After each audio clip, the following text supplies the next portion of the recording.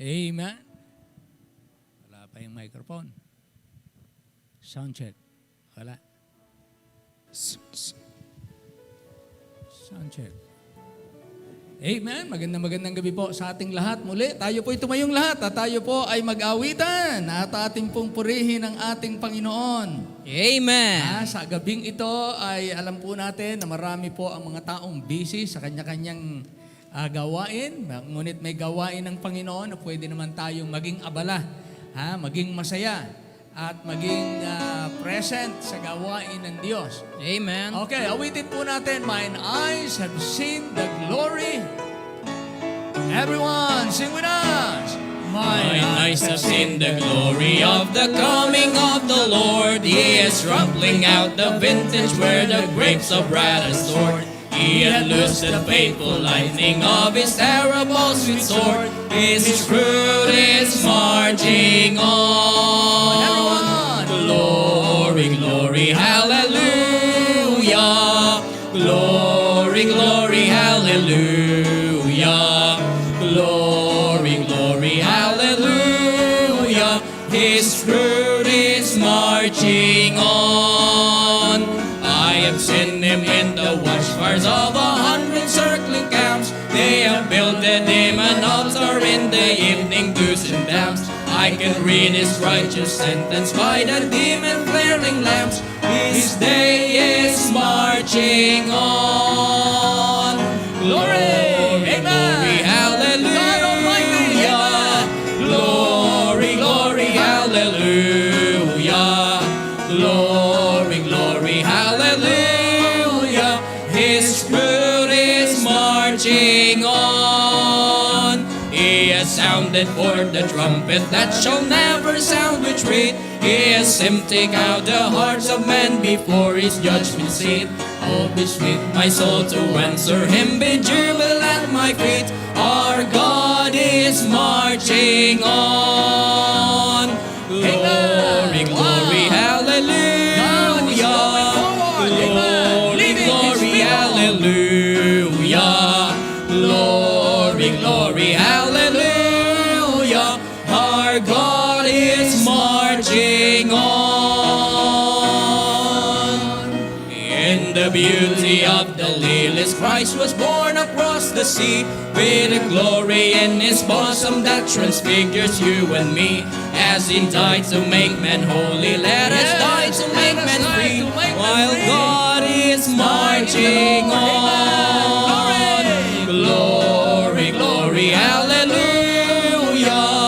Glory, glory, hallelujah. Glory, glory, hallelujah. While God is marching on. Amen. We follow Amen. God's leading in our lives. He's a wonderful Savior to me. Amen.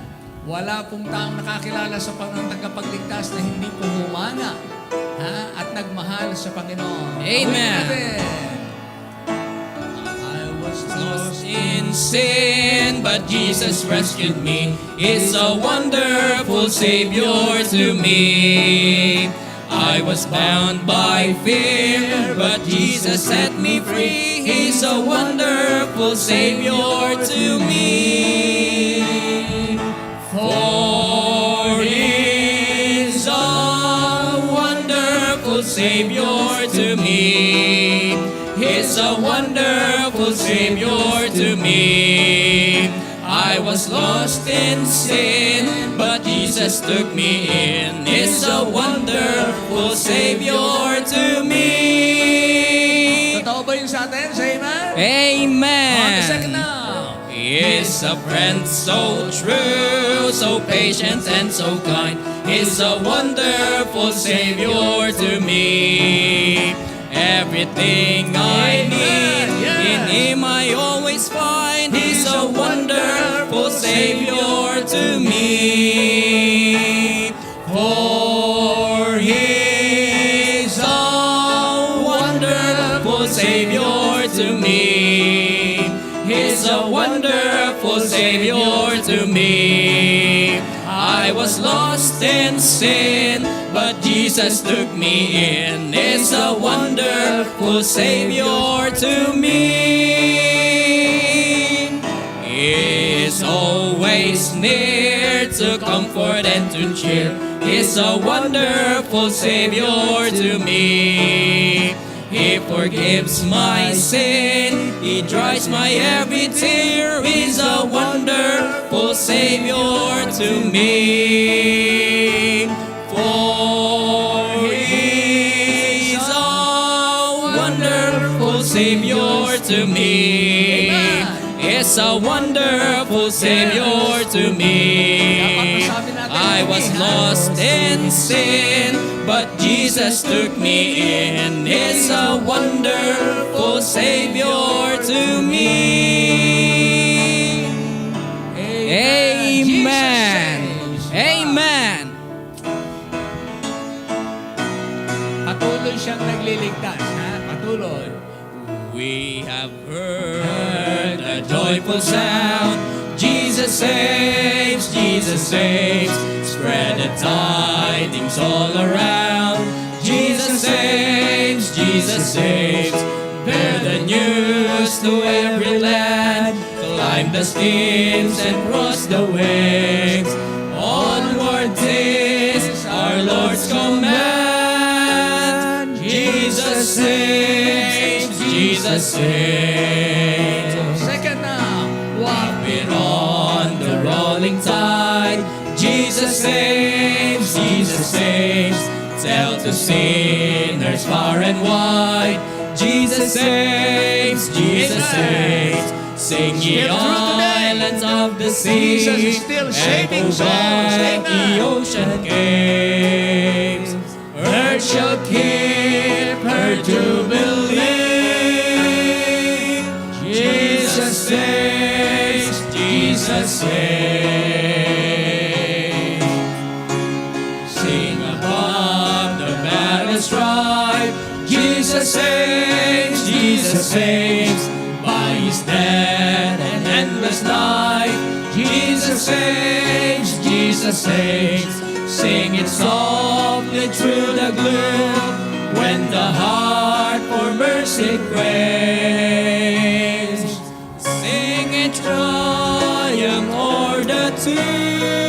Amen. Praise God. Jesus saves, Jesus saves. That's the good news. Ano? Amen. That's the good news. Jesus saves. Amen. Amazing grace. Let's feel the song. Let's understand the lyrics, the words, the story, and the message of the song. Awitin natin. Everyone. Amazing grace, how sweet the sound that saved a wretch like me. I once was lost, but now I'm found. Was blind, but now I see. 'Twas grace that taught my heart to fear, and grace my fears relieved. How precious did that grace appear the hour I first believed. Through many dangers, toils,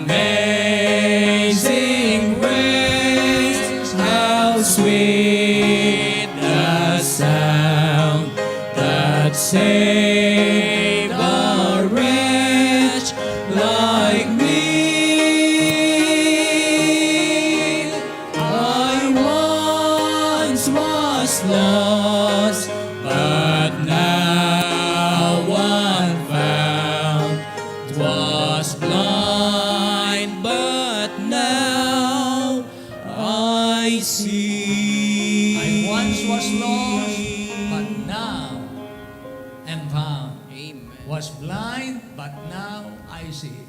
That's truly amazing, the grace of God. Ama naming Diyos, salamat po ng marami. Ano nga bang biyaya ang dumating sa aming buhay? Na kami po na mga walang saysay na nagsilayo at hinanap ang aming kanya-kanyang buhay at nakipag-alit po sa inyo, nakasumpong ng iyong kagandahang loob na kami po'y sakipin at pahalagahan at mahalin at ialay ang iyong bugtong na anak para sa aming katubusan.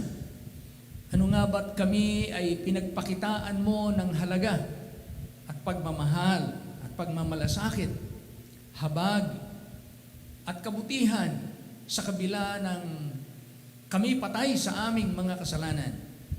Kaya napakaraming kahulugan ng detalye ng mga salitang I once was lost. Punong-puno ng mga katotohanang dating buhay na madilim, dating buhay na masama, dating buhay na walang pag-asa, dating buhay na kalaban ng Diyos, dating buhay na nasa ilalim ng pagkagalit at ng hatol ng kamatayan, dating buhay na walang kabanalan, walang kaalaman sa tunay na buhay na Diyos. I once was lost. Pero salamat po, napakaganda ng karugtong, but now am found. At lahat ng ito ay biyaya mo. Naging anak kami ng Diyos, nagkaroon kami ng tirahan sa langit, nakipagkasundo sa pamamagitan ng dugo ni Kristo. Kami po'y napatawad sa aming mga kasalanan. Kami po'y inilagay sa paglilingkod. Kami tinahanan ng Espiritu ng Diyos. Kami po'y inari mong mga matuwid. Kami po ay ibinilang mo sa mga tagapagmana kasama ni Kristo. But now am found. Punong-puno ng mga katotohanan kung aming iisa-isahin, mamamangha kaming tunay sa iyong biyaya. Kaya salamat po, Panginoon, sa gabing ito na kami sama-samang umaawit ng iisang karanasan ng kaligtasan na dumating sa aming buhay. Maaring pangkaraniwan na araw-araw namin ngayong tinataglay, ngunit hindi po namin kaya pang unawain ang lalim at ang kagandahan at kadakilaan ng tinatawag ng Biblia ang kaligtasan. Salamat po, Panginoon, at kami nakasama kahit hindi namin lubos na unawa ang napakaraming bagay na nakapaloob, masasabi namin na kami dating napapahamak, ngunit ngayon kami po'y mga ligtas na.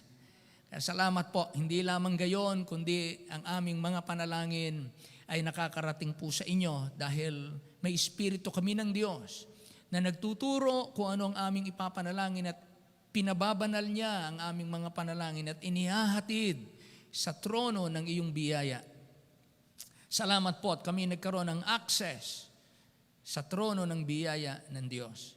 Dahil ng dugo ng aming Panginoon at ng Espiritu ng Diyos na sumasa amin at ng iyong salita na siyang basihan ng aming ginagawa bilang pagsunod sa iyong kalooban. Salamat po sa bawat isa na narito na ngayong gabi.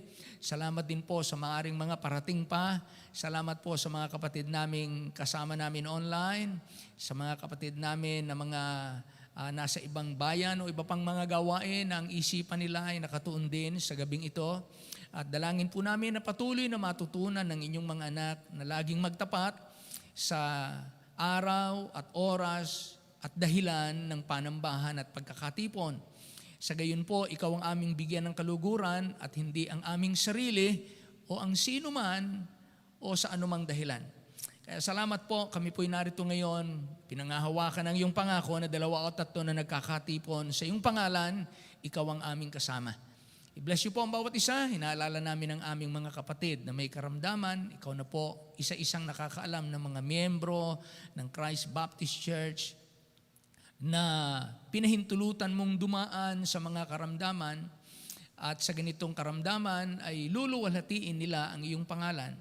At kami naman po, kung kami taglay namin ang kaayusan ng kalusugan, kalakasan, malayang nakakakilos, ay dito rin naman namin luluwalhatiin ang Diyos. Kaya sa kalusugan o sa karamdaman, ang layunin ay ikaw ay aming luwalhatiin. Sa kasaganaan o kahirapan, ang layunin ikaw ay luwalhatiin. Sa mabuhay man o mamatay, ang layunin ikaw ay luwalhatiin. Kaya salamat po sa lahat ng karanasan sa buhay. Kaya maunawaan namin na anumang karanasan namin, dapat naming matutunan paano ka luluwalhatiin sa anumang kalagayan na aming kinalalagyan. Lord, dinadalangin namin at inaalala ngayong gabi ang aming bayan. Tulungan niyo po ang aming mga namiminuno. Alam po namin sila'y mga tao rin na naghahangad ng inaakala nilang tama, makakabuti, makakapagpasaya sa kanila.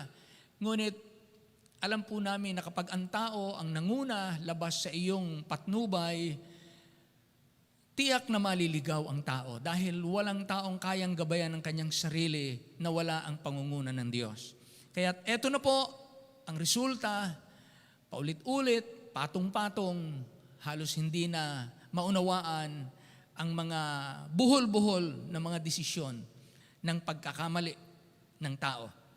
Marami po ang nadamay, marami pong nahihirapan, maraming nagagalit, maraming nagugulumihanan, maraming nawawalan ng tiwala, marami po ay nawawala sa direksyon at iba't ibang epekto ng kasalanan ng laman. Pero salamat po, mas marami ang mabubuting bagay na iyong ginagawa. Mas marami ang aming ipagpapasalamat. At habang ikaw ay buhay, habang ang Diyos ay sumasa amin, napakarami naming ipagpapasalamat na mayroon kaming laging buo na dahilan para magpatuloy na gawin ang tama sa iyong paningin. I-bless mo po, Panginoon, ang aming bansa. Tulungan niyo po, pangunahan, na maakay pa po ang maraming kaluluwa sa iyong paanan. Tulungan niyo po ang mga nagsasabing mahal ka namin. Ang sino mang tumatawag sa iyo na nagsasabing mahal ka namin, makita po lalo sa aming buhay. Magawa namin kapag kami nag-iisa, hindi lamang kapag may nakakakita. Tulungan niyo po kami sapagkat hindi namin kaya ito sa aming sarili. Biyaan niyo po ang mga mangangaral sa iba't ibang dako at inyong mga anak sa iba't ibang dako na lalo pong maging maaalab, lalong maging tapat. Kami man ay saang lugar naroon, hindi dapat magbago ang aming sigasig sa pananampalataya at paglilingkod. I-bless niyo po ang kaunlaran ng inyong mga anak, ang mga gawa ng kamay, ang mga hanap buhay, ang mga pangkabuhayan. Inyo pong paunlarin, pagpalain, ingatan, pag-anihin po ang bawat isa ng masagana. Paunlarin, hindi man mabilisan pero unti-unti ang pagbabago. Sa paglipas ng panahon ay makita namin na mayroon kang ginawang himala sa buhay ng bawat isa. Pagpalain niyo po ang mga estudyante, biyaan niyo po sila ng karunungan at lalong pursigidong pagtatapat sa pag-aaral para maghanda sa kanilang kinabukasan, anuman ang iyong panawagan. Salamat po, O Diyos, sa gabing ito. Muli, alay namin ang aming presensya, ang aming buhay, ang aming sarili. Salamat po sa gabing ito. Salamat po muli at dalangin namin ang lahat sa pangalan lamang ng aming Panginoong Hesus. Lahat po ay magsabi ng malakas na amen? Amen. Mas malakas pa pong amen? Say amen? Yan. Dapat po buhay yung ating amen. Ano, ha? Kahit po kayo nag-iisa, yung amen ninyo maging amen na buhay. Ha? Sapagkat hindi nagbabago ang kabutihan ng Diyos. Nagbabago lang po pakiramdam natin. Nagbabago yung isip natin. Okay po, sa babasahin natin ang Bible. Katawagin natin ang ating mga kapatid na siyang mangunguna sa pagbabasa. 2 Chronicles na po tayo. Natapos na natin yung from Genesis to 1 Chronicles. Yan, almost matatapos na rin tayo 2 Chronicles. Ha? Basahin natin. Amen. Isang mapagpalang gabi po sa ating lahat. Tayo po ay magbabasa ng salita ng Panginoon sa 2 Chronicles chapter 31, verse 1 to 21. Verse 1, nang matapos nga ang lahat ng ito, ang buong Israel na nakaharap ay lumabas sa mga bayan ng Huda at pinagputol-putol ang mga haligi na pinakaalaala at ibinuwal ang mga asera at giniba ang mga mataas na dako at ang mga dambana mula sa buong Huda at Benjamin. Sa Ephraim man at sa Manases, hanggang sa kanilang naigibang lahat. Nang magkagayoy ang lahat ng mga anak ni Israel ay nagsibalik bawat isa'y sa kanyang pag-aari at sa kanilang sariling mga bayan. At inihalal ni Ezekias ang mga bahagi ng mga saserdote at ang mga Levita ayon sa kanilang pagkababahagi, bawat lalaki ay ayon sa kanyang katungkulan. Ang mga saserdote, gayon din ang mga Levita, na ukol sa mga handog na susunugin at sa mga handog tungkol sa kapayapaan upang magsipagasiwa at upang magpasalamat at upang magpuri sa pintuang daan na hantungan ng Panginoon. Itinakda naman niya ang bahagi ng hari sa kanyang pag-aari na ukol sa mga handog na susunugin, sa makatuwid bagay sa mga handog na susunugin sa umaga at sa hapon, at ang mga handog na susunugin sa mga sabat at sa mga bagong buwan, at sa mga takdang kapistahan na gaya ng nakasulat sa kautusan ng Panginoon. Bukod dito'y inutusan niya ang bayan na tumatahan sa Jerusalem na ibigay ang pagkain ng mga saserdote at ang mga Levita upang magsitalaga sa kautusan ng Panginoon. At paglabas ng utos, ang mga anak ni Israel ay nangagbigay na sagana ng mga unang bunga ng trigo, alak, at langis, at pulot, at sa lahat na bunga sa bukid.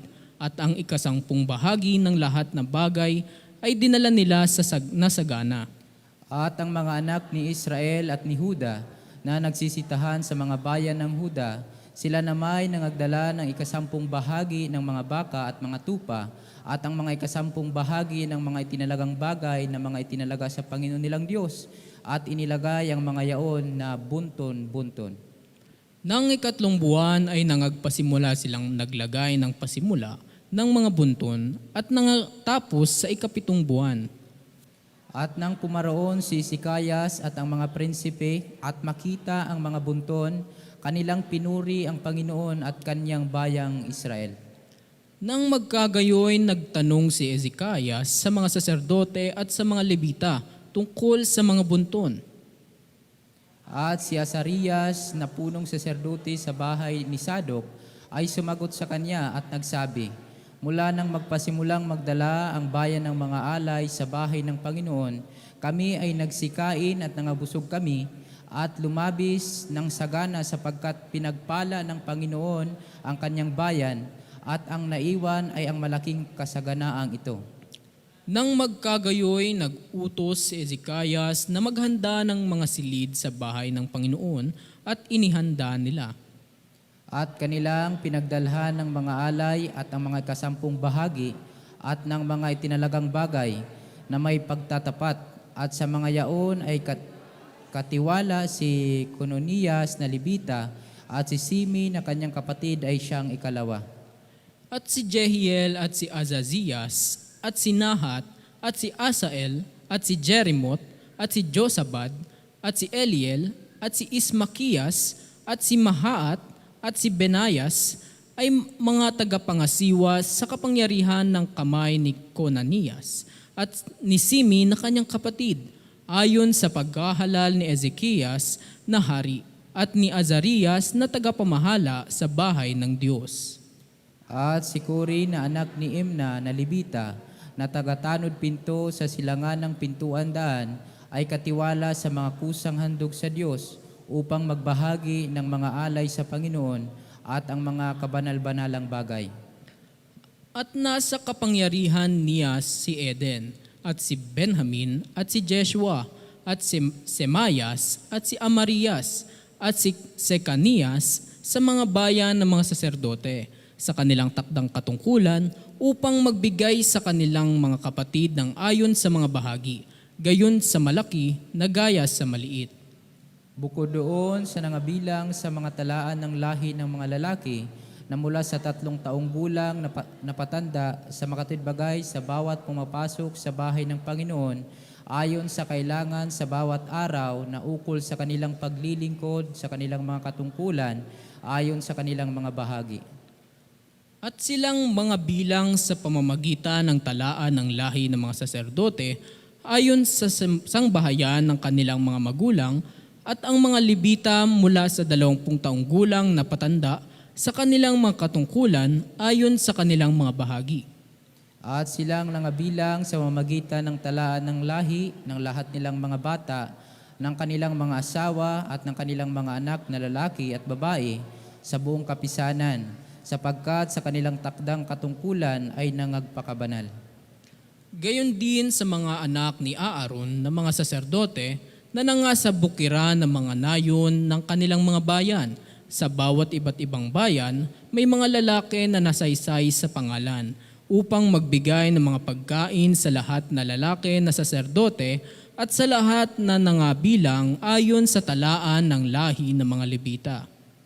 At ganito ang ginawa ni Hezekiah sa buong Huda, at siya'y gumawa ng mabuti at matuwid at tapat sa harap ng Panginoon niyang Diyos. Sabay-sabay po tayong lahat. At sa bawat gawain ng kanyang pinasimulan sa paglilingkod sa bahay ng Panginoon at sa kautusan sa mga utos upang hanapin ang kanyang Diyos, kanyang ginawa ng buong puso niya at guminhawa. Isang maraming salamat po sa pagbabasa ng salita ng Panginoon. Maaari na po tayong makaupo.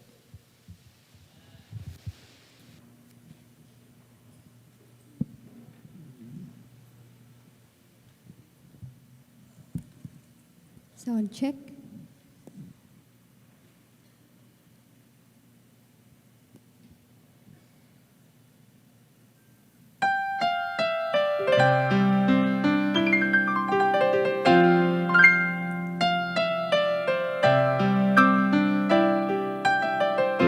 Lord, I've come to talk to you today, but words are hard to find.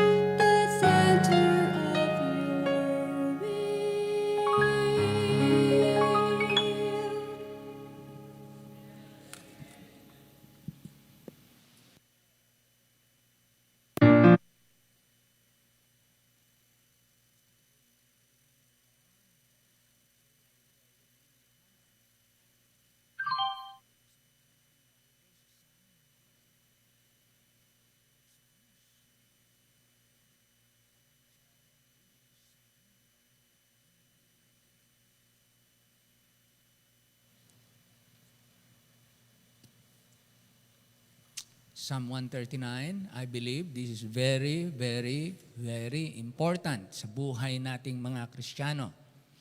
At pwede po itong mapabayaan, pwede itong mawala, pwede nating maiwala, bagamat not absolutely, but in another sense, sa ibang kahulugan, pwede natin itong maiwala. Ang kaligtasan po ay hindi nawawala, pero ito ay pwedeng mawala. Psalm 139 and verse 7. Basahin natin sama-sama. Ready? Begin. Whither shall I go from thy spirit? Or whither shall I flee from thy presence? Saan ako pupunta? Palayo o mula sa iyong espiritu? Or saan ako tatakas? Palayo o mula sa iyong presensya? Saan? Meron bang lugar na wala ang presensya ng Diyos? Ang ating pong pagtutuunan ng pansin yung pong salitang presence. Ang presensya ng Diyos. Ang presensya ng Diyos. Sa manaming Diyos, salamat po ng maraming marami at ang salita mong ito ay lalong magbigay sa amin ng pagpapahalaga sa iyong presensya. Dahil maaring kami ay may ginagawa, maaring kami ay nag-aakala, ngunit wala na ang presensya ng Diyos. Kaya dapat kaming maging aware, dapat po naming siyasatin ang aming sarili, lalo na sa aming pag-iisa upang maging lalong tunay at totoo. Nang yung presensya ay sumasa amin, hindi po ang sipag, hindi ang dami ng ginagawa, hindi ang dami ng tagahanga, ay nangangahulugan ang presensya ng Diyos ay sumasa amin. Kaya dapat po naming pahalagahan at matiyak na ang presensya ng Diyos ay sumasa amin. At lalo naming mahalin, pahalagahan ang mamalagi sa presensya ng Diyos sa bawat sandali, sa araw-araw ng aming buhay, hanggang sa huling hibla ng aming hininga, o hanggang sa tumunog ang trumpeta ng Diyos at kami kunin, baguhin at dalhin sa langit. Kaya maraming salamat po sa paalala at mensahe ng iyong salita sa amin na napakahalaga ng iyong presensya sa buhay ng bawat isa. Nawa po, lalo namin itong pahalagahan sa pangalan ng Panginoong Hesus. Amen. Amen. Maraming salamat po. Makakaupo na po tayo. Pagka tayo hindi aware sa presensya ng Diyos, madali na tayong magkasala. Pagka tayo hindi aware sa presensya ng Diyos. Meron tayong kasabihan, out of sight, out of mind. Madaling makalimutan ang hindi nakikita. Tama ba? Madaling makalimutan, mas madaling makalimutan ang hindi nakikita. Pag lagi mong nakikita, madalas mong matandaan. Pero kapag hindi mo nakikita o matagal mo nang hindi nakikita, ay maaring wala na siya sa isip mo. Nakalimutan mo na. Ganon. Kaya may mga bahagi sa buhay ng tao na nakakalimot po tayo dahil hindi natin na nakikita. Siguro sa bahay natin, sa bawat bahay natin, meron kayong mga gamit, hindi nyo na alam na meron pala kayo. Sa palagay nyo. Tapos pag naghahalongkat kayo, abay, meron pala ako nito. Abay, dito lang pala ito, narito. Ay, bakit mo parang nagtataka ka na meron ka pala nun? Ay, sinakalimutan na. Ay, minsan, nagtago ka ng pera, nakalimutan mo na kung saan mo tinago. Dahil hindi mo na nakikita, hindi mo na naalala, later on, bigla mo nakita, may pera pala ako. Meron pala akong ganitong damit. May ganito pala akong gamit. May ganito pala akong, di ba? Kaya, may ganito pala akong kaibigan, kakilala. May ganito nga pala akong napuntahan. Palibasa, hindi nakikita, mas madaling makalimutan. How much more ang Diyos? Kaya ang Diyos ay nagbigay ng paraan para siya ating laging maalaala. Narito ang kanyang salita. Amen? Kaya kapag hindi kayo nagbabasa ng Bible, hindi tayo palabas sa lagi ng Bible, at matagal nyo nang hindi binabasa ang inyong Bible, hindi nakakapagtaka na ang isang Kristiyano, kahit Kristiyano na, ay maging malamig. Wala, busy na lang. Busy, pero hindi totoo ang puso. Yan po ang problem. Alam nyo, yan ang malaking problema ng mundo ngayon. Yung mga Kristiyano na nasa loob ng simbahan, mga Kristiyanong abala, maraming ginagawa, pero in private, hindi malalim. Hindi ganon ang kanyang relasyon sa Diyos. Lalabas po yan, mga kapatid. Lilitaw yan. Hindi po yan napagtatakpan ng pagsisimba. Pero salamat, nagsisimba tayo. Kasi naging gawin na natin. Ganyan din naman ang mga Hudyo. Yun ang nangyari sa mga Hudyo. Ang mga Hudyo po, lagi na sa templo. Naghahain pa nga, di ba? Naghahain pa sila ng baka, kambing, tupa, at kung ano. Pero sabi na po, ayoko na niya mga hain ninyo. Hindi ko na, wala siyang thumbs up. Hindi niya ma-like, kumbaga sa Facebook, hindi siya makapag-like. Hindi ang Panginoon makapag-comment ng maganda. Para din sa 7 churches, di ba? No? Sabi niya, I know thy works. I know thy works. Sabi ng Panginoon. Pero wala na po yung presensya ng Diyos. Kaya sabi ng Bible, narito, ako'y kumakatok. Ang sino magbukas ng pinto, ako'y papasok sa kanya. At siya'y kakain kasalo ko. Pero sabi niya, I know thy works. Pero nasaan si Kristo? Nasa labas ng simbahan. Nasa labas ng puso ng mga miyembro. Bakit mo? Busy. Mayaman na. Maunlad na. Yan ang nakalagay sa simbahan. Nangyari po yan. May mga panahon po na dumadating sa mga simbahan, sa mga Kristiyano. Pag sinabi nating simbahan, ang tinutukoy natin hindi yung building, hindi yung association. Ang tinutukoy natin bawat miyembro. Bawat Kristiyano. Amen?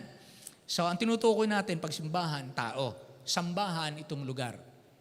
Pero ang simbahan, tayo.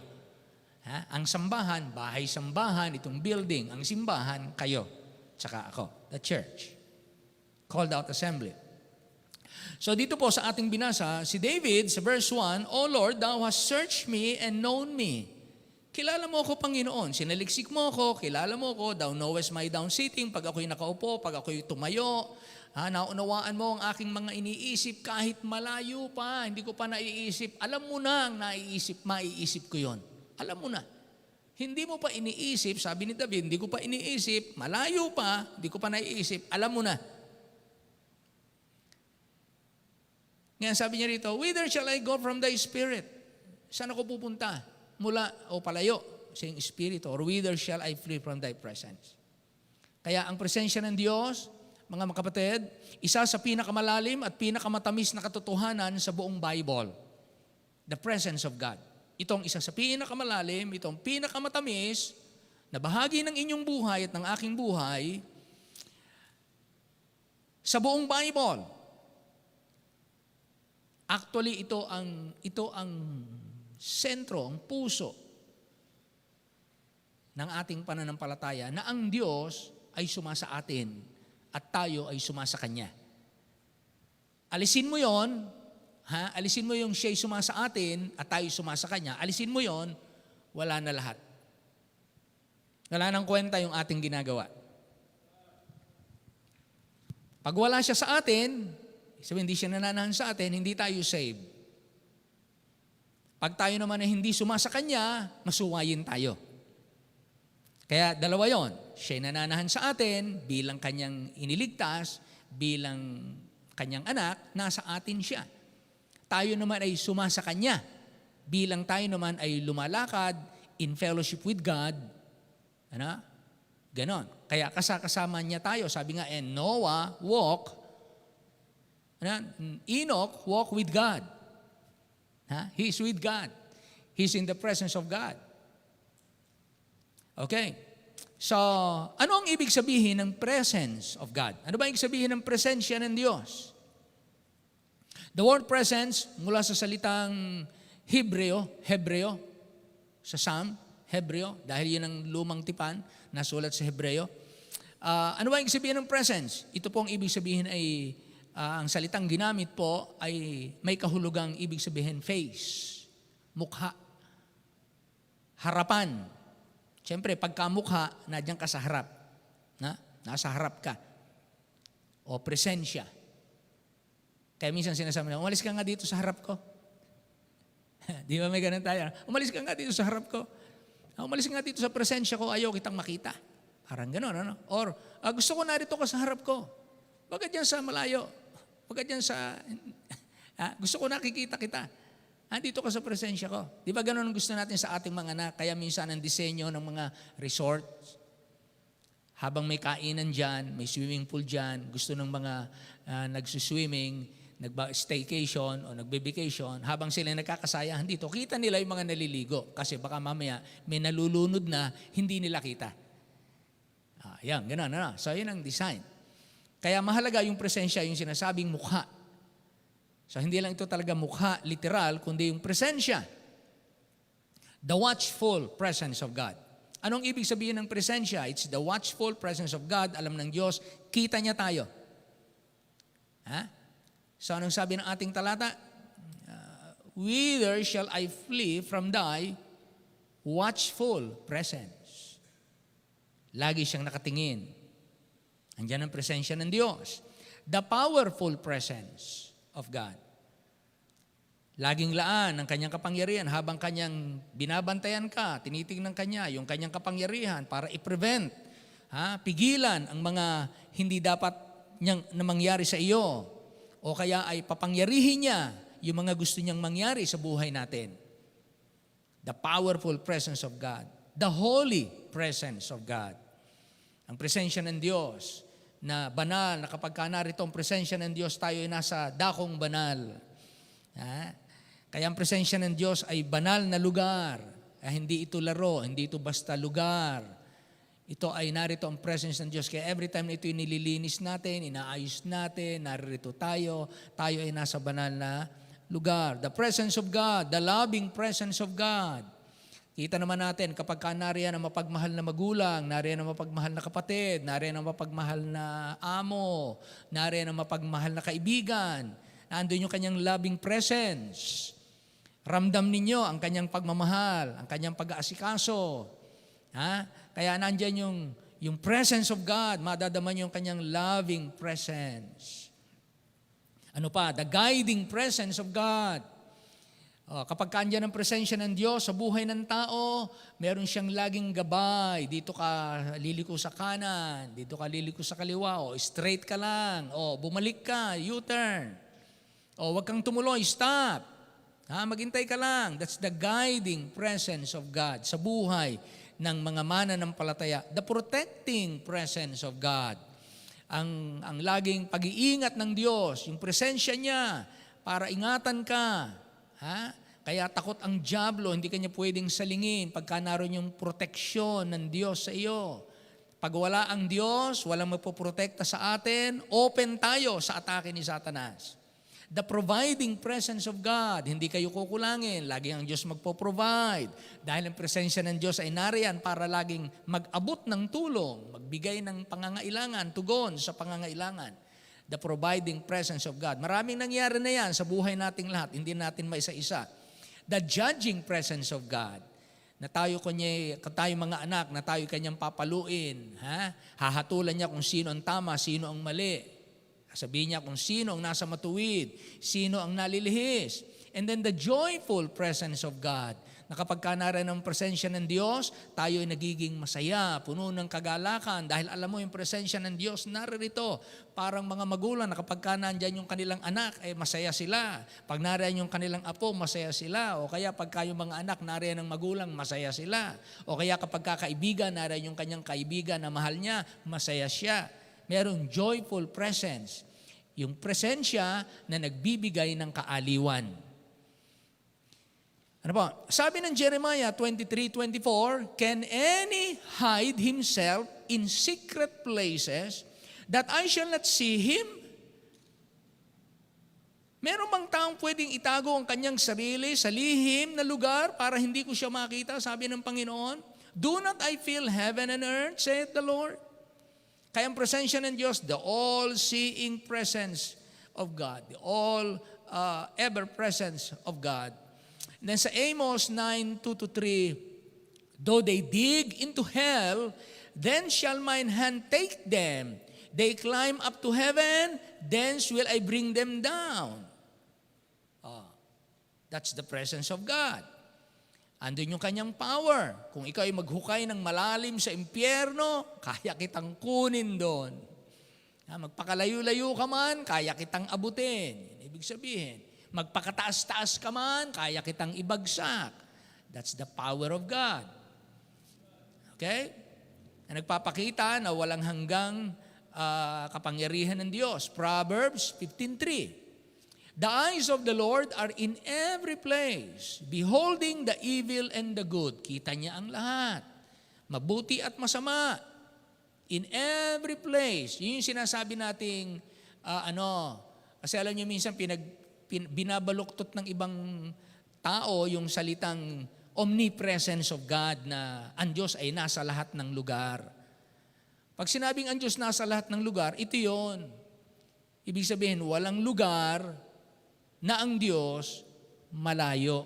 Sabi nga hindi siya malayo sa lahat sa atin. Sabi ng Book of Acts.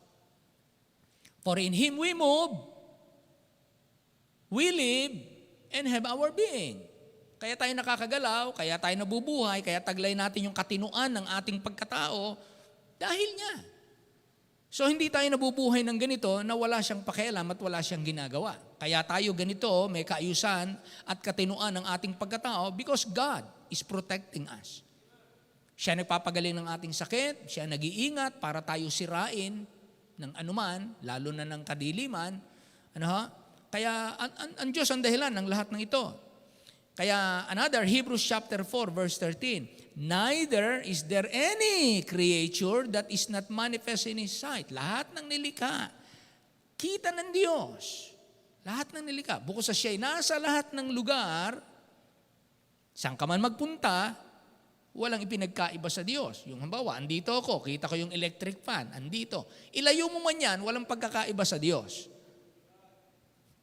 Yan ang ibig sabihin, hindi niya kinakailangan pumunta ron para makita ka. Hindi niya kinakailangan pumunta ron para abutin ka. Hindi niya kinakailangan sumilip sa kabilang kwarto para makasama mo siya. Kaya ang sabi ng iba, pagka ang Diyos ay nasa lahat ng bagay, siya ba ay nasa loob ng bote? Siya ba ay nasa loob ng pitaka? Siya ba ay nasa loob ng speaker? Maling pangunawa yon. Ginagawa ng taong katawa-tawa, yung katotohanan, palibasa, mali sa kanilang aral. Pero ang tamang pagkaunawa, walang ipinagkaiba ang malapit at malayong lugar sa Diyos. Kita Kanya. Kaya nga pag sa palagay nyo, kailan kayo mas dinig ng Diyos? Pag kayo narito sa lupa o pagka kayo naroon sa ulap? Saan kayo mas dinig ng Diyos? Pag kayo nasa ulap o nasa buwan o kaya narito sa lupa? Kasi nasa buwan o nasa mas malapit-lapit na kayo sa langit Alin ang mas dinig tayo ng Diyos? Yung nananalangin na nasa buwan o yung nananalangin na nasa lupa? Pareho rin, di ba? Pareho. Hindi naman kagaya yan ang tenga ng tao. Na kapag ka malayo, lakasan mo nga. Hindi ganun Kaya nga kahit narito tayo sa lupa, si Hana, hindi nga nagsasalita na bulong-bulong lang yung labi, na gano'n, nabuka-buka yung labi, pero walang nadidinig ang mga tao. Nabulong-bulong lang siya sa kanyang prayer, pero dinig ng Diyos sa langit. Amen? So, ginagawa lang ng taong katawa-tawa. Kaya itong ibig sabihin ng the omnipresence of God. Neither is there any creature that is not manifest in His sight, but all things are naked and open unto the eyes of Him. Kaya kung meron tayong pwedeng pagtapatan ng lahat-lahat sa ating buhay ang Diyos, be open with God. Be honest with God. Talagang minsan kulang na lang yung pagsasaliksik natin sa ating sarili para masabi natin ano talaga tayo. Minsan hindi natin ma-mention Kasi hindi naman minsan nagsasaliksik yung tao. Ano ba yung kulang sa akin? Ano ba yung nawawala sa akin? Minsan gano'n, di ba? Hindi mo alam na may nawawala pala sa iyo kasi hindi mo iniisip, hindi mo hinahanap. Hindi mo alam na nawawala na pala. Ganyan sa Bible. So ang presensya ng Diyos ay maihalin tulad sa presensya ng pulis. Okay? Ito yung pulis, ito yung magnanakaw, ito yung nanakawan. Tingnan niyo, ha? Ito yung pulis, ito yung magnanakaw, ito yung nanakawan.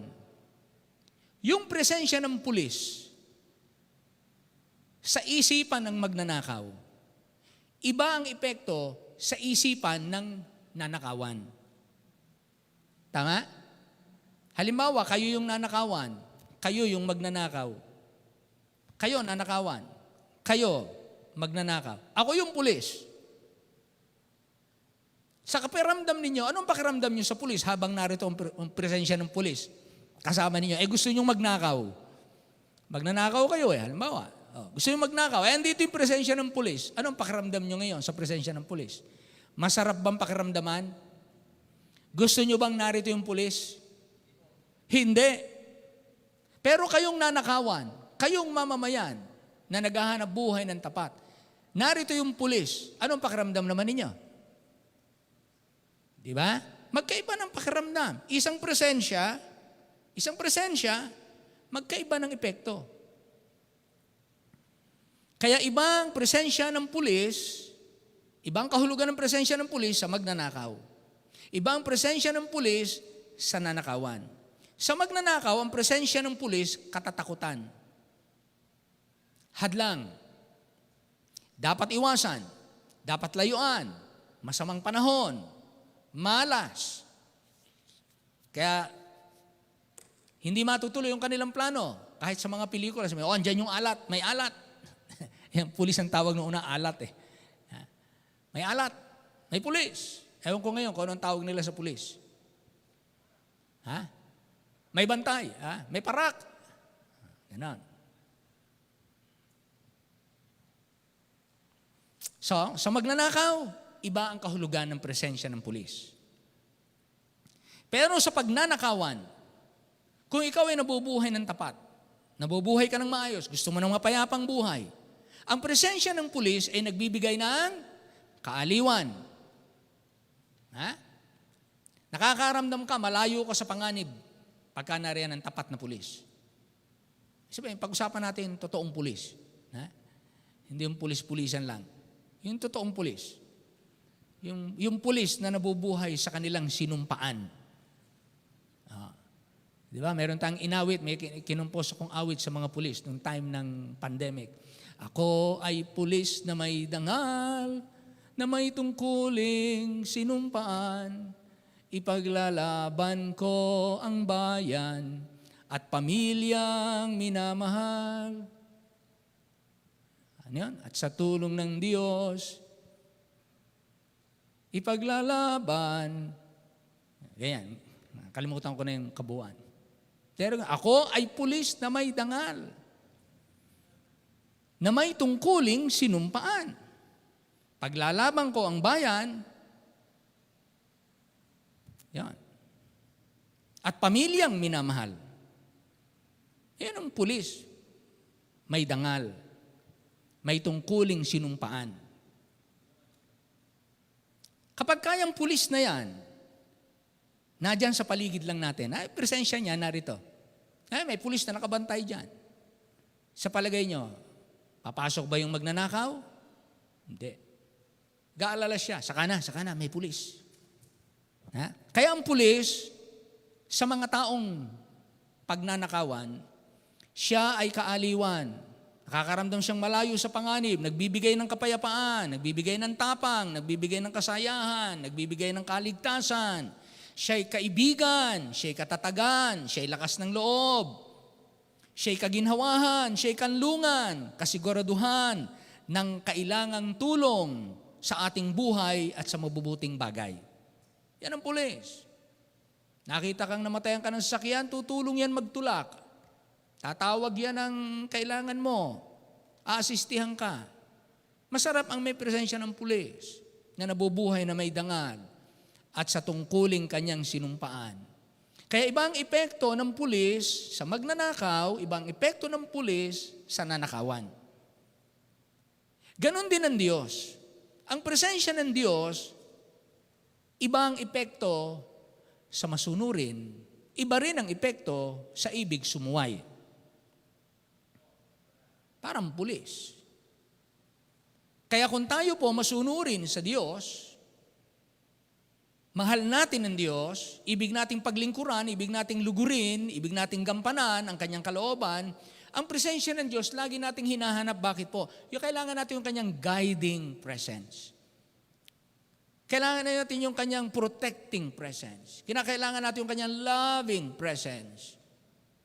Kinakailangan natin yung joyful presence. Yung kanyang presensya, napakahalaga. Kaya pinag-usapan natin. Now, titingnan muna natin ilang bagay pag wala ang presensya ng Diyos. Pag wala ang presensya ng Diyos, si Eva at si Adan, nang naroon sila sa presensya ng Diyos, walang kulang sa kanilang buhay. Everything is there. Everything is provided. Nung sila ay nasa presensya ng Diyos, masaya, mapayapa, matagumpay, o sabihin nating patuloy lang silang sa kasaganaan.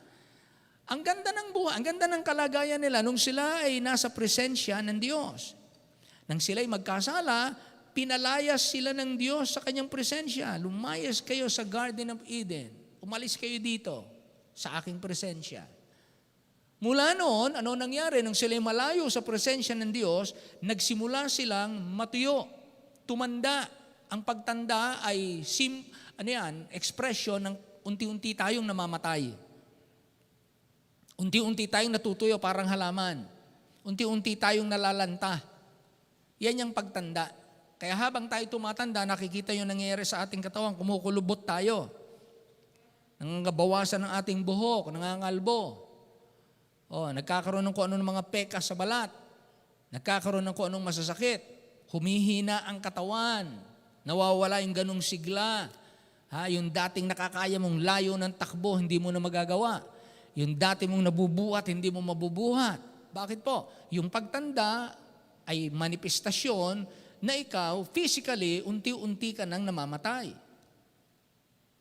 Dahil yan ang bayad sa kasalanan. Kaya po ang paglayo sa Diyos, dahil ang Diyos ay buhay, pag ang tao ay na-detach, naputol yung relasyon niya sa buhay, syempre, kung wala ka ng koneksyon sa buhay, magsisimula kang mamatay dahil wala ka namang buhay sa iyong sarili. Ang tao ay walang buhay sa kanyang sarili. Pag inalis mo siya sa buhay, inihiwalay mo siya, magsisimula siyang mamatay. Di ba? Kaya ito, bakit natutuyo itong mga ito? Kasi putol na yung mga ugat niyan eh. Wala na sila sa tanim nila Ayan, bukas makalawa yan, nagsisimula ng matuyo yan, mga yan. Bukas makalawa, matutuyo na yan. Tatapo na yan. Bakit po? Patay sila. Nahahayag na lamang pagka dumalakad ang panahon. Kaya ang babala sa atin, huwag lumayo sa presensya ng Diyos. Say amen. Huwag lumayo sa presensya ng Diyos. So ano ba ang presensya ng Diyos? Ito ang lugar ng tamang relasyon sa Diyos. Ang presensya ng Diyos ay kumakatawan sa fellowship with God, right relationship with God. You are in the position of favor, divine favor. Ang pabor ng Diyos sumasayo, ang pagpapala ng Diyos sumasayo, ang kaluguran ng Diyos sumasayo. Kaya huwag kayong lalayo sa presensya ng Diyos. Kaya po, ang Diyos naglagay ng araw ng pagkakatipon dahil ang araw ng pagkakatipon, nangako siya, 2 o 3 nagkakatipon, naroon ako, yung presensya ko doon. Kaya hindi lang po tayo nadalo sa panambahan. Yung presensya ng Diyos ang gusto natin. Yun ang gusto ng Diyos. Actually, siya ang may gusto eh. Kasi tayo, pag tayo lang, tayo, off and on tayo, off and on. Minsan gusto natin, minsan ayaw natin, minsan excited tayo, minsan hindi tayo excited.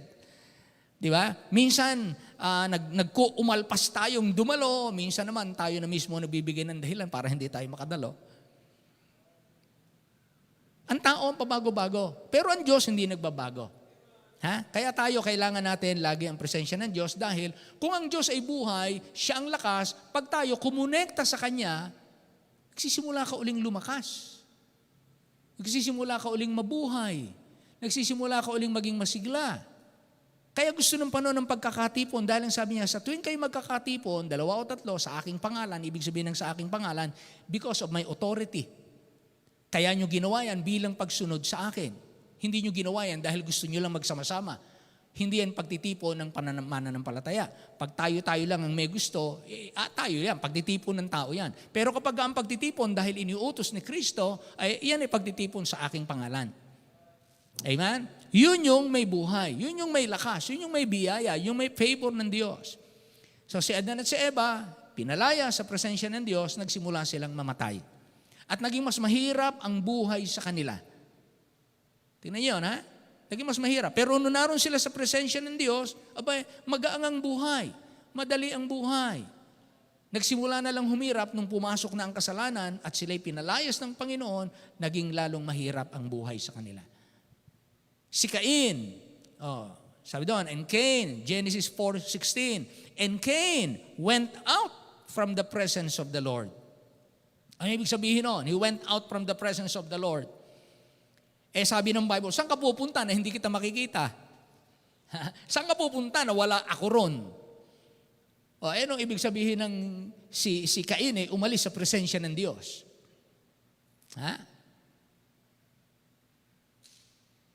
Ibig sabihin, si Cain nabuhay na wala ang paggalang, wala ang paghahangad na lugurin.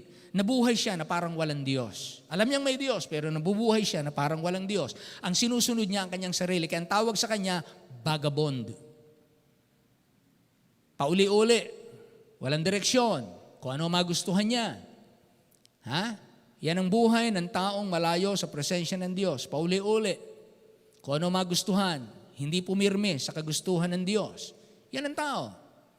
Magkakaganyan tayong lahat pagka tayo lumayo, umalis sa presensya ng Diyos. Hindi simbahan, Hindi simbahan. Kasi pwedeng wala ka sa simbahan, wala ka dito, pero nasa presensya ka ng Diyos. Pwede yon.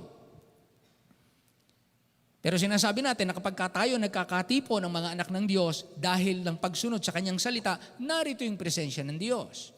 Pero hindi ibig sabihin, wala ang presensya ng Diyos. Halimbawa, may sakit ang magulang mo, kinakailangang bantayan mo, kinakailangang alagaan mo, hindi ka makapanambahan. Pagka nanambahan ka, maiiwan mo yung may sakit. So kahit nagbabantay ka doon, sabi nga ng Bible, let all things be done for the glory of God. Nag-aalaga ka ng may sakit na sabi nga, do it as unto the Lord. Do it with charity. Do it for the glory of God. So ginagawa mo yun, nasa espiritu ka rin ng pagsamba. Naroon ka rin sa presensya ng Diyos. Hindi ka lumalayo. Kaya hindi ang presensya ng Diyos ay lugar. Ang presensya ng Diyos na pinag-uusapan natin, yung katayuan mo sa harap ng Diyos. Ikaw ba ay may tamang relasyon sa Kanya? O ikaw ba'y lumayo na? Kaya nung si Adan at saka si Eva nagkasala, sabi ng Panginoon, Adan, nasaan ka? Nasaan ka? Sabi, wala na siya sa presensya ng Diyos. Nasaan ka? Andito po kami, nagtatago. Ayun. Kaya yan ang babala.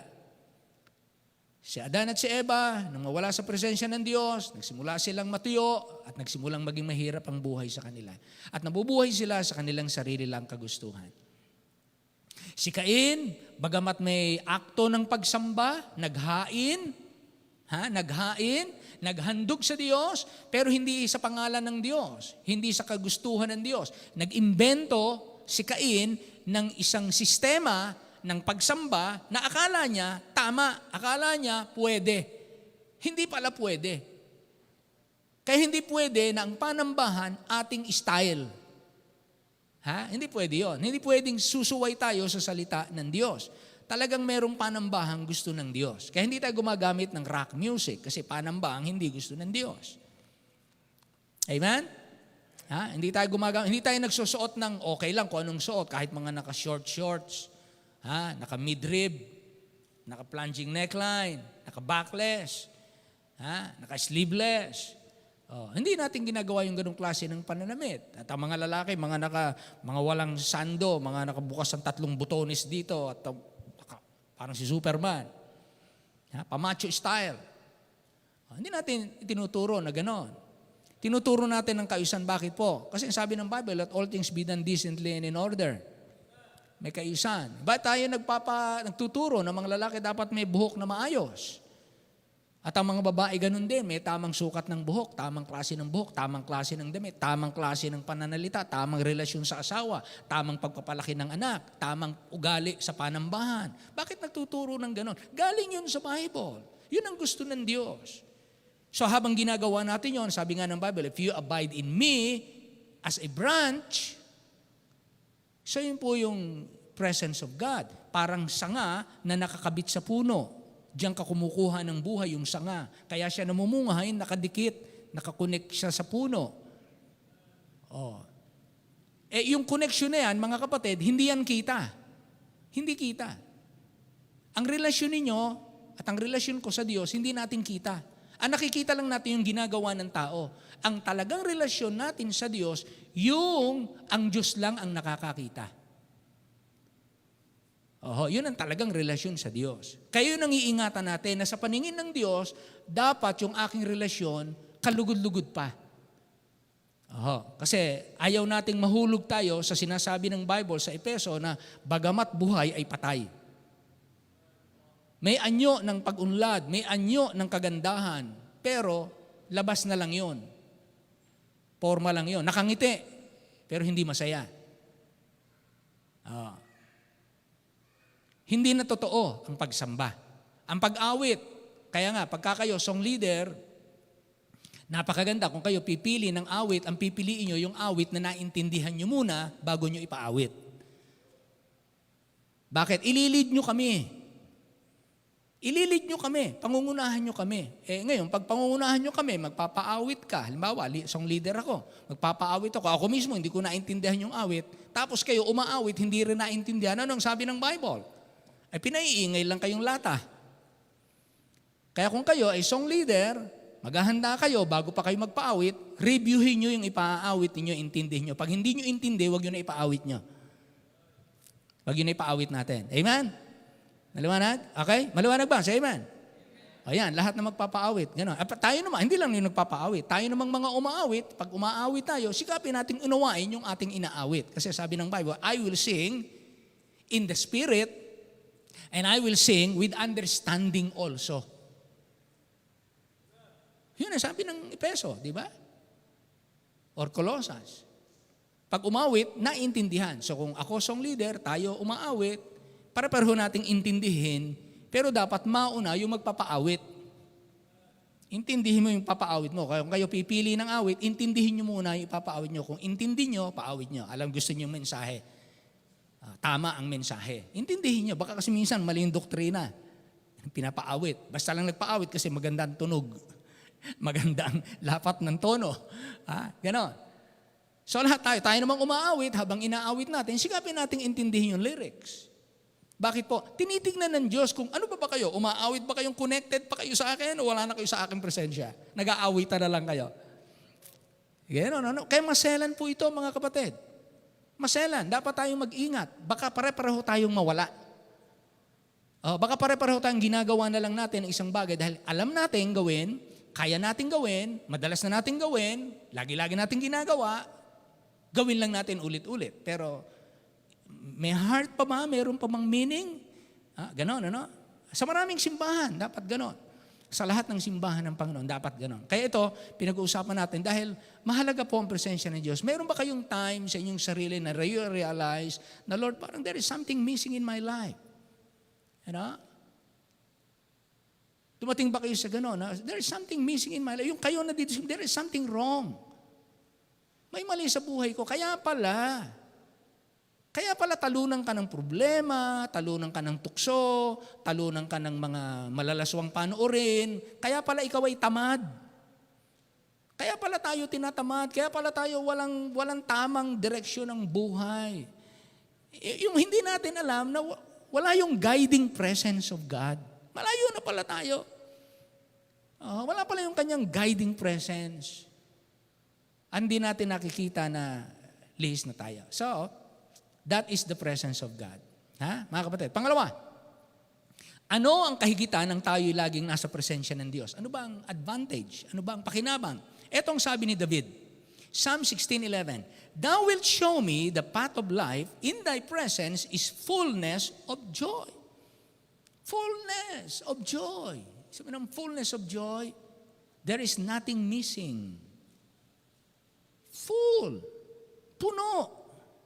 Puno ang aking kagalakan. Wala akong makitang dahilan bakit ako maging malungkot. Wala akong naiisip na nakakasira ng aking kagalakan sa Panginoon. Ha? Ganyan, fullness of joy. In thy presence is fullness of joy. Kaya makikita niyo po ang masasayang Kristiyano, ang source ng kanilang saya, hindi sa pera, hindi sa malusog na katawan, hindi dahil maraming kasama, hindi dahil maraming naglalike. Ha? Bagamat yun, additional, nakakasaya sa atin, pero hindi po yun ang lasting. Kasi pag nabago yun, nalulungkot tayo. Nasisira na yung ating sigasig at sigla. Kaya iba po ang kagalakan na galing sa Panginoon. Yung joy na sinasabi natin, meron kang saya sa loob na nagiging dahilan para mapasaya mo yung nasa labas. Yun yung joy, yung fullness of joy. Dahil nung kagalakan mo, napapasaya mo yung nasa labas. Ikaw ang nagiging source of joy. Ikaw ang nagiging dahilan para yung iba'y ma-encourage, ma-inspire. Ha? Ganon. So lahat po tayo, ganon, lahat tayo. Now, isang example natin dito, si Samson. Si Samson. Di ba? Kanina si Eva, kita natin, at si Adan. Lumayo sa presensya ng Diyos, hindi maganda nangyari. Si Cain, lumayo sa presensya ng Diyos, napasama. Si Samson, iniwanan naman ang presensya ng Diyos. Genesis 43:3, and Judah spake unto him, saying, the man did solemnly protest unto us, saying, ye shall not see my face. No, not this one. Mamaya, kay Joseph yan. Samson, another example natin si Samson. Na sabi doon, hindi niya alam na ang Espiritu ng Diyos umalis sa kanya. The presence of God departed from him. Hindi niya alam. So ano nangyari kay Samson? Yung akala niyang siya'y malakas, akala niya kaya pa niya, bagsak si Samson. So hindi maganda ang epekto kapag wala tayo sa presensya ng Diyos.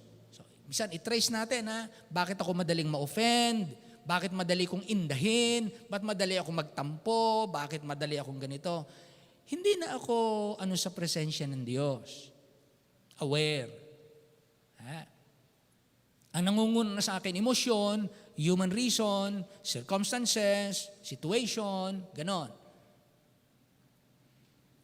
Now, tingnan natin itong si Joseph ngayon, Genesis 43:3, sabi niya, and Judah spake unto him saying, sabi niya Judah kay tatay niya, kay Jacob. Kasi di ba, alam niyo naman ang nangyari, matinding taggutom sa Kanaan, ang mga kapatid ni Joseph, nagpunta ng Egypt, si Joseph naroon na, binenta nila Hindi nila alam, si Joseph na promote doon, naging pangalawa na sa hari. Bumili sila ngayon ng pagkain sa Egypt, hindi nila alam na ang pinuno ng Egyptian economy, si Joseph, na kanilang kapatid, hindi nila makilala. So kaharap nila si Joseph na kapatid nila, na ipinagbili nila para maging alipin. Diyan ang ginawa ni Joseph, kunwari, pinagbintangan nila, sabi niya, kaya kayo narito, tik-tik kayo, no? Hindi ho kami tik-tik, mga tapat ho kaming tao. Katunayan, kinento nila yung buhay nila. At meron pa kaming kapatid. Nako, nung mabanggit yung kapatid. Yun yung kapatid ni Joseph. Kapatid sa nanay. Nung mabanggit si Benjamin, sabi ni Joseph, sige, umuwi kayo. Ito ang sabi niya. Kaya sinabi ni Judah sa kanilang tatay kay Jacob, hindi tayo makakaharap muli ni Jose. Hindi natin makikita ang kanyang mukha malibang isama natin si Benjamin. Yun ang sabi ni Joseph, you shall not see my face. Hindi nyo makikita ang aking mukha. Nung unang panahon po, pag sinabi hindi nyo makikita ang aking mukha, pag ito'y pinuno, ibig sabihin ito'y tanda, pag nakita mo ang kanyang mukha, hinarap ka niya, ibig sabihin tanggap ka niya. Ibig sabihin yung pabor niya sumasa iyo. Ibig sabihin pinapahintulutan kanyang makalapit sa kanya. You will see my face. Ngayon ang sabi dito, hindi nyo makikita ang aking mukha. Ibig sabihin, hindi kayo magkakaroon ng access.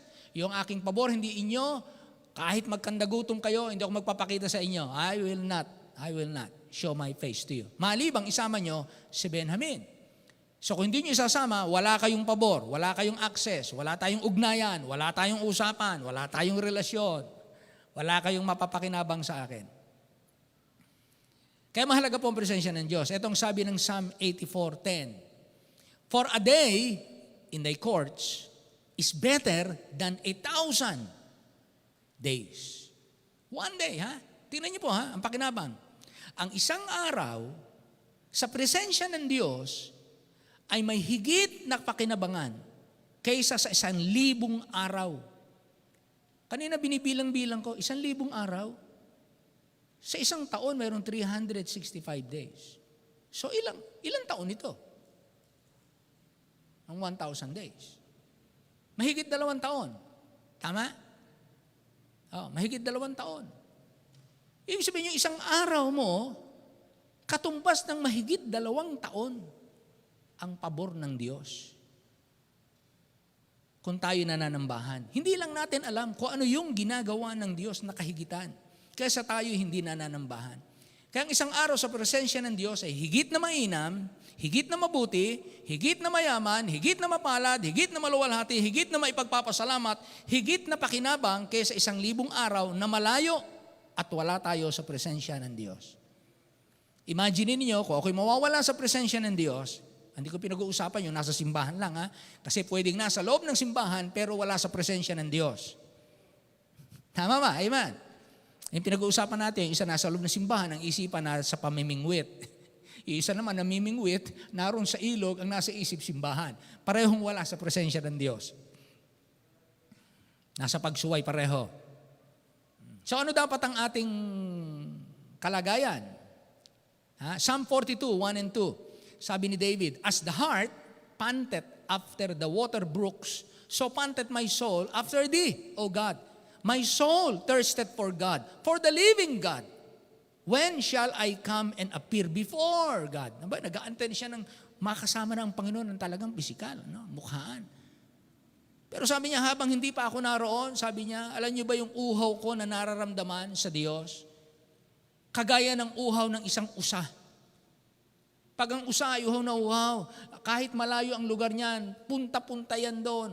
Pupuntahan niya yung batis. Kung saan mayroong tubig, aakyatin ang bundok kung kinakailangan.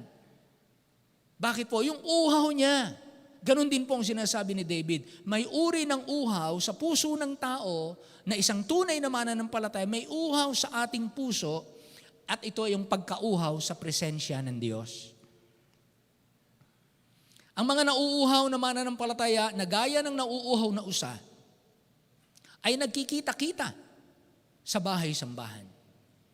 Nagkakasama-sama sa pagpupuri sa Kanya. Sa espiritual na batis ng buhay na walang iba kundi ang presensya ng Diyos na kinaroroonan ng kaaliwan, kapanatagan, kabutihan, kabanalan at mapalad na kalagayan. Pangatlo, pipiliin mo ba ang presensya ng Diyos sa buhay mo? Pipiliin mo ba ang presensya ng Diyos sa buhay mo? Dapat mong piliin. Dapat nating piliin. Bawat isa sa atin, Lord, I don't know about others. But as for me, gusto kong lagi nasa presensya mo. Yan. Dapat may kanya-kanya tayong ganong desisyon. Hindi ko alam yung aking asawa, hindi ko alam yung aking mga anak, hindi ko alam yung aking magulang, hindi ko alam yung aking mga kapatid. Pero Panginoon, hindi ko alam ang uhaw na nararamdaman nila. Pero ako personally, gano'n, no? Dapat lahat tayo gano'n. Pero ako personally, meron akong sarili kong pagkauhaw sa iyo na gusto kitang laging makaulayaw, gusto kitang laging makausap, gusto kitang laging madinig, di ba? Gusto kitang laging malugod, gusto kitang laging makita. Gano'n, di ba? Gano'n pagka nauuhaw ka sa isang persona. Gusto mo siyang makasama, makausap, makatuwang sa lahat. Gusto mo ang presensya niya naroon. Kaya piliin mo ang presensya ng Diyos sa buhay mo. Pero pipiliin mo ba ang presensya ng Diyos sa buhay mo? Ngayong gabi, pinili natin yung presensya ng Diyos. Amen! Pinili natin. Tama yung pagpili natin sa gabing ito. At maging mga naka-online, maging nananambahan sa kanya-kanya, maaaring iba nasa trabaho, pero the heart is, thirsting for God. So, ang pinakamatalinong desisyon sa buhay ay hindi kung saan ka pupunta. Ang pinakamatalinong desisyon sa buhay ay sino ang lagi mong kasama. Sino ang lagi mong kasama? Kung makakasama ko ang isang tao o ang isang grupo na sa samahang yon hindi namin kasama ang Panginoon, I'd rather leave that group, I'd rather leave that church, I'd rather leave those friends. Kung sa samahan na yon, hindi ko nakita na ang presensya ng Diyos ang Kanaan. Hindi po yun ang mahalaga sa Kanya. Tandaan po natin ito, ang lugar na wala ang presensya ng Diyos ay hindi kailanman ikabubuti. At ang presensya ng Diyos sa iyong buhay,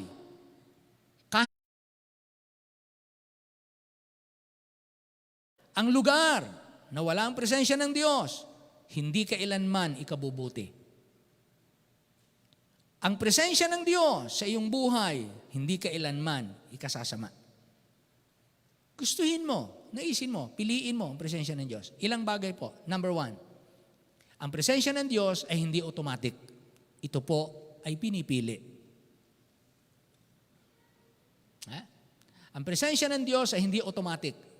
Hindi ito basta lalapit sa iyo. Hindi ito basta nasa iyo. No. May talata nga sa Bible at inaawit din natin ito. Who shall ascend to the hill of the Lord? Who shall ascend in the hill of the Lord? He who had clean hands and a pure heart may ascend to the hill of the Lord. He who had clean hands and a pure heart. Yan ang nakakalapit sa presensya ng Diyos. Kaya ang presensya ng Diyos ay hindi automatic, ito po ay pinipili. Kaya sabi ni Moses, if thy presence go not up with me, carried us not up hence. Kaya kay Moses, mas mabuting hindi magtagumpay at makarating sa promised land kung wala din lang na hindi nila makasama ang Diyos. Ang tagumpay na walang presensya ng Diyos ay pagkatalo na maganda lang ang itsura sa labas. Kahit tayo matagumpay o magtagumpay tayo sa isang bagay, pero wala doon ang presensya, wala doon ang favor, wala doon ang approval, wala doon ang joy, wala doon ang fellowship natin sa Panginoon, ito isang uri ng pagkatalo, maganda lang tignan sa labas. Bakit? Hindi natin kasama ang Diyos. Hindi natin kaayon, hindi nalulugod ang Diyos. Pangatlo, ang presensya ng Diyos ay tumatahan sa may pusong malinis.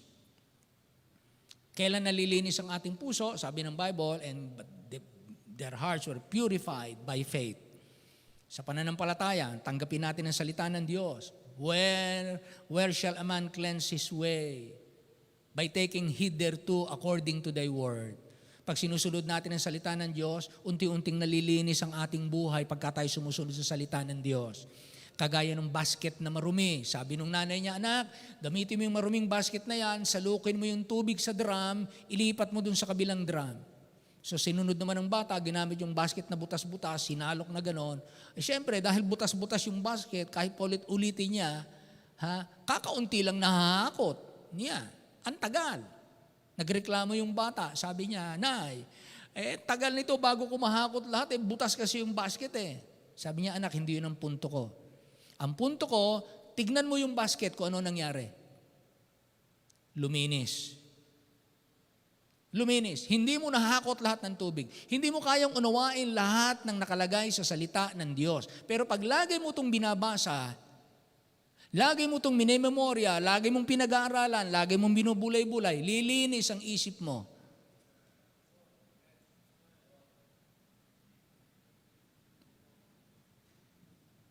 Ang presensya ng Diyos ay tumataan sa may malinis na puso. Pangapat, ang Diyos ay nagbibigay ng lakas sa mahina na sa Kanya nagtitiwala. Ang Diyos ay nagbibigay ng lakas, Isaiah 41:10. Fear not, for I am with thee. That's the presence of God. Be not dismayed, for I am thy God. Sabihin, huwag kang malito.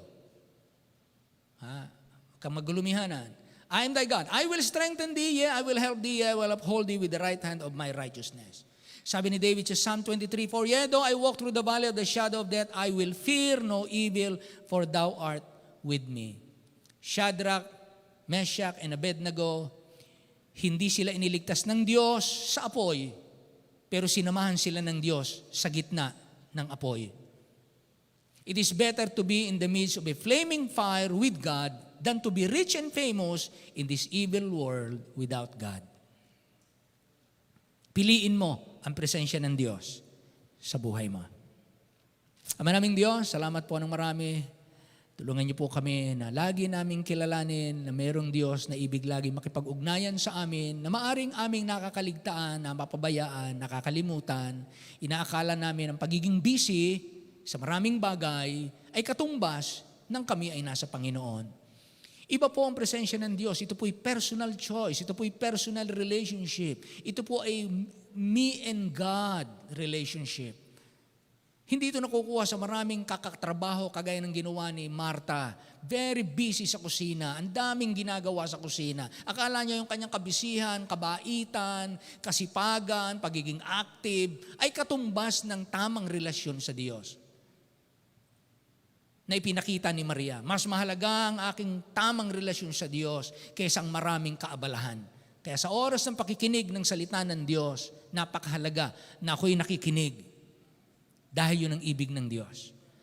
Patnubayan niyo po ang bawat isa sa amin, pagka kami nag-iisa, nagtatrabaho, nag-aaral, walang pasok, sa trabaho, sa paaralan, anong klaseng relasyon ang nakikita mo sa amin, sa iyo?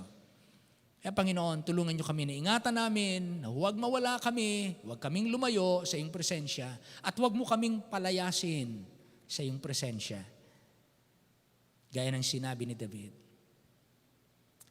Pagpalain niyo po ang simbahang ito na ang presensya mo ay mamalagi sa Christ Baptist Church. At ang Christ Baptist Church mamalagi sa iyong presensya. Sa pangalan ng Panginoong Hesus ito aming dalangin. Amen. Amen. Tayo po yung tumayo. Mawit po tayo. Amen. Awitin natin yung A Passion for Thee. Ito po yung magpapanatili, mga kapatid, ng presence of God sa ating buhay. Yung maalab yung ating personal na relasyon sa Diyos. A passion for Thee. Yan nasa puso Sa Kanya lang. Sa Kanya. Nakatuon ang ating puso. Habang tayo'y busy, bago tayo maging busy, andyan yung relasyon. Awitin natin. Set my heart, oh dear Father, on Thee and Thee only. Give me a thirst for Thy presence divine. Lord, keep my focus on loving Thee wholly. Purge me from hurt, turn my heart after thine. A passion for Thee, O Lord, set a fire in my soul, and a thirst for my God. Hear Thou my prayer, Lord, Thy power impart, not just to serve, but to love Thee with all of my heart. Amen. Magtipon po tayo ng ating mga kaloob. And as we give, we express our passion for God. Amen. Brother Ginto, halip po kayo. Kayong manalangin sa gabing ito. Hindi lamang paglilingkod na wala ang puso, hindi paglilingkod na naroon ang pagmamahal sa Diyos. Okay, tayo po yung manalangin. Mapagpalang Ama, Diyos makapangyarihan sa lahat. Pinupuri po namin kayo, pinasalamatan. Minsan pa, nagtagumpay na naman ang gawain mo sa lugar na ito. Nahayag po ang iyong mga salita na amin pong natutunan na sa puso at nasa isip. Sundin po namin ito sa bawat sandali po ng aming buhay. Amen. Sumunod po kami sa inyo. Hanapin lagi ang presensya mo sa aming buhay. Apo. Pinupuri ka po namin, pinasalamatan. Ang presence mo po sa aming pagtitipon Yes, Lord. ay pinahalagan po namin at alam po namin kasama po namin kayo. Yes po. Salamat po sa inyo. Bahagi po ng aming gawain ngayon ay ang pagkakalob. I-bless mo po lahat ang magkakalob. Bless po lahat ang mga hanap buhay po namin. Patuloy po kaming magkaroon ng lakas upang patuloy maging pagkapala po sa inyong mga gawain. Salamat po sa inyo. Dalangin po namin to na nagpupurit at papasalamat sa ngalan lamang ng iyong anak na si Jesus. Amen. Amen. Amen. Amen. Nakaupo na po tayo.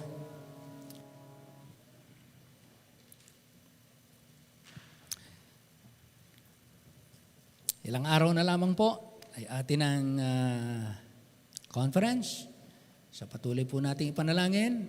Be prayerful, mga kapatid. At wherever you go, kahit kayo nasa sasakyan, nasa bago matulog, pagkagising, anytime within the day,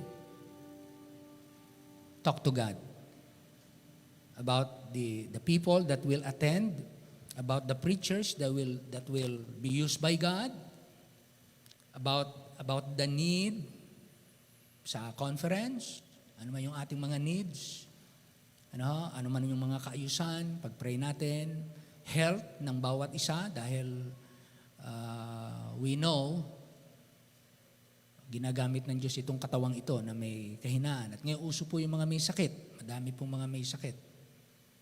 Ha? But keep on praying. Sino po nangangako na kayo within the day, every day, mananalangin para po sa ating conference at kaligtasan ng mga tao? Say amen. Okay.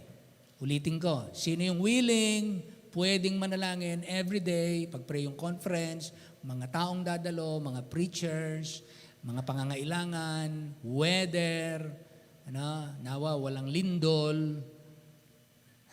Sa panahon na yon, wala ring bagyo, wala ring salot, at lahat tayo na nangakong dadalo. I think, kung hindi ko nagkakamali, 650 na yung nakaregister. Natiyak na dadalo. Bukod pa yung hindi mga nakaregister. Kaya nag-aantay pa tayo ng update. Mga yon. Kaya, so, easily siguro 700 plus at least narito. Kaya pag-pray natin dahil ito'y mapagod lalo na sa mga kapatid natin na mapapasabak sa paglilingkod, puyat, paggugol ng katawan, oras, halaga, gano'n. Bukod pa sa ating mga sa kanya-kanyang concern. Okay pa? So tayo tumayong lahat at magpasalamat tayo sa Panginoon. Hilingin natin, Brother Cedric, will you please come? Ikaw mag-closing prayer ngayong gabi. Sige, come on. Yes. Meron ka bang update? May ibig sabihin?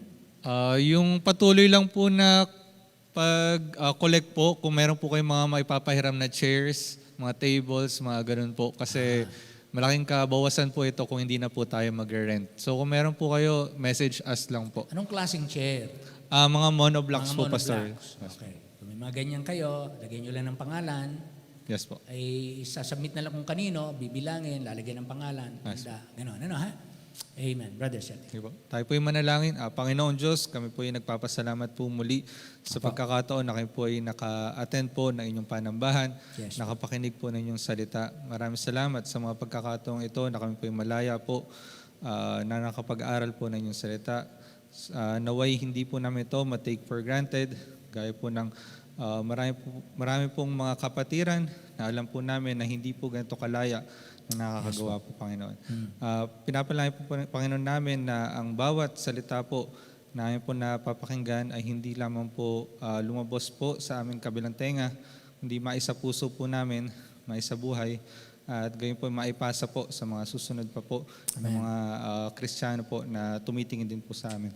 Pinapalangin po, Panginoon namin ang aming paghiwa-hiwalay, kayo po mag-ingat po sa amin, maghatid po ng ligtas sa aming mga tahanan, at pabalik po sa inyong bahay-sambahan po sa susunod na linggo. Amen. Maraming salamat po muli. In Jesus' name we pray. Amen. Praise the Lord. Lahat po magsabi ng malakas na amen. Amen. Amen. Maraming salamat po. Magandang gabi. Pati po mga naka-online. Salamat po sa inyo. Sa mga kayo naroroon. We love you. We are thankful to God because of you na nakasama namin sa panambahan. Amen.